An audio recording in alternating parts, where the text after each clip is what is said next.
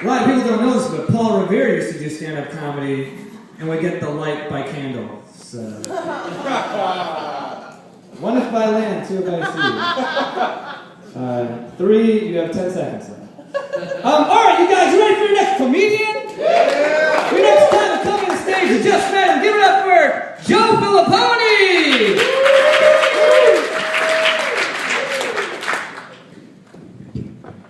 You know, it's so bad they don't even give me music to like warm up to. They're just like, yeah, this isn't gonna be pretty. So this is actually my first time in Chicago. I actually live and work in Hollywood as a stand-up comedian, and I am freezing right now. No, because I'm used to now like this LA cold where it's like 60 degrees and everyone's like in their Uggs and the beanies and scarves, and you get like a little bit of rain for 5 minutes and you have all these like valley girls that have just come from the plastic surgery being like, oh my god, I can't go to work. So yeah, I am like, bring on the Fireball whiskey. But one reason I decided to come here is because I'm actually married, and I look for any chance to escape. Yeah, it is like a life sentence with no hope of parole. And I think it's because I married a guy that is totally out of my league.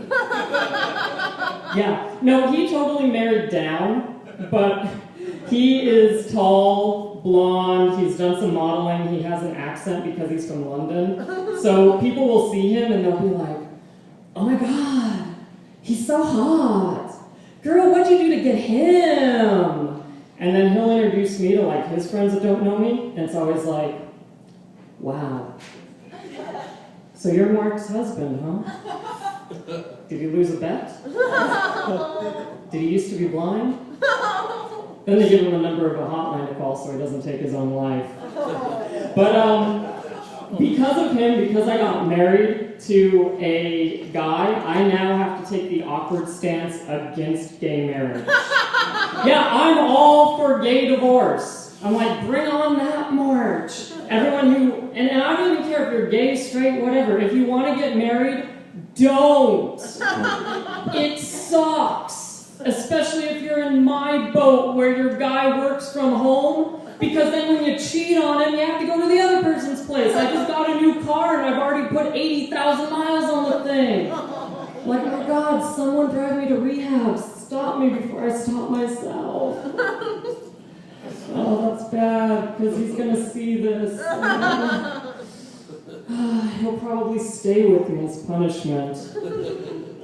Now, before I left for the airport, he was like, so, are you going to put me in your act? And I was like, probably, because I can't stand you, and I think it's funny.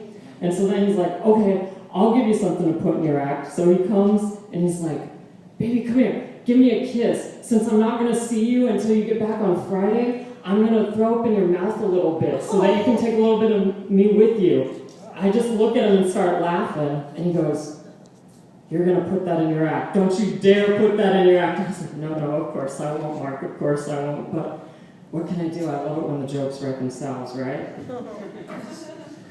Oh, what else should I talk about? I know, I'm looking for the light. I'm like, come on. I know where we can talk. So, when we did get married, it was because Prop 8 in Hollywood had been disbanded and overturned, which was a big thing. So I never really wanted to get married, and as soon as it happened, West Hollywood was giving out free marriages to like all the gay people, right? Because we love our free stuff. So he sent me this text, and he was like, if I asked you to marry me, would you say yes? And I was like, yeah, LOL, how romantic. And he was like, no, I'm serious, West Hollywood is giving out free marriages, let's go do it. So I put on a tank top and a pair of shorts, because I was raised right, it's called having respect for the institution of marriage. So we go down to West Hollywood and we do our vows, and as soon as he kisses me, he pulls apart, it should be the most romantic thing on your wedding day, right? He looks at the minister and says, anybody got a breath mint? So I punched him. That should have been the first warning to get out. All right, you guys, thank you, Chicago.